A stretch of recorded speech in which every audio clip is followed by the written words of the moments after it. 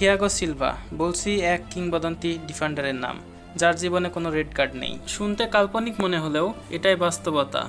20 বছরের ক্যারিয়ারে কোনো রেড কার্ডই খাননি এই ডিফেন্ডার। কেন বলছি থিয়াগো সিলভার কথা? বর্তমানে তিনি খেলেন ফ্লুমিনেন্সের হয়ে, যেখানে ফিফা ক্লাব ওয়ার্ল্ড কাপের রাউন্ড অফ 16 থেকে বাদ পড়েছে ইউরোপের বাঘা বাঘা দল। সেখানে ফ্লুমিনেন্স টিকে আছে ইন্টারকে হারিয়ে। গত রাত্রে বিশ্ব দেখল এক অবাক জাদু। চ্যাম্পিয়ন্স লিগের ফাইনালে হারা ইন্টারকে হারিয়ে দিলেন ফ্লুমিনেন্স। একসময় ব্রাজিলিয়ানের ঐতিহ্যবাহী ক্লাব আবারও তাদের ঐতিহ্য ধরে রাখার চেষ্টা করছে। ইন্টার মিলান বনাম ফ্লুমিনেন্সের এই ম্যাচটিতে শুরু থেকেই ফ্লুমিনেন্স তাদের নৈপুণ্যের সাথে ফুটবল খেলে। তাই তো ম্যাচ শুরুর 3তম মিনিটেই গোল করেন জার্মান ক্যানো।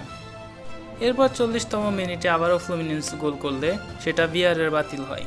ম্যাচের দ্বিতীয় অর্ধে ইন্টার ঘুরে দাঁড়ানোর চেষ্টা করে, কিন্তু তাতে সফলতা মিলেনি তাদের। উল্টো আরও একটি গোল কনসিড করে তারা। ফ্লুমিনেন্সের হয়ে দ্বিতীয় অর্ধের শেষের দিকে আবারও গোল করেন হারকিউলিস। ফলে 2-0 গোলেই রাউন্ড অফ 16 জয় করে তারা। এদিকে রাউন্ড অফ 16-এর আরও একটি ম্যাচে সৌদির ক্লাব আল হিলাল হারায় ইংলিশ প্রিমিয়ার লিগের ম্যান সিটিকে। এ যেন এক বিস্ময়কর ম্যাচ। তবে কি ঠিকই বলেছিলেন রোনালদো? রোনালদোর ভাষ্য মতে পৃথিবীর টপ 5 লিগের একটি সৌদি লিগ। আল নাসেরের হয়ে নতুন কন্ট্রাক্ট সাইন করলে এ ভাষ্য রাখেন তিনি। এ নিয়ে হয়েছে অনেক সমালোচনাও, কিন্তু এই সমালোচনার জবাবই যেন দিল আল হিলাল রাউন্ড অফ 16-এর আজকের ম্যাচে। 4-3 গোলে উড়িয়ে দিয়েছে ম্যান সিটিকে। শুরু থেকে ম্যান সিটি পজিশনিং খেললেও সেটা ধরে রাখতে পারেনি শেষ অবধি।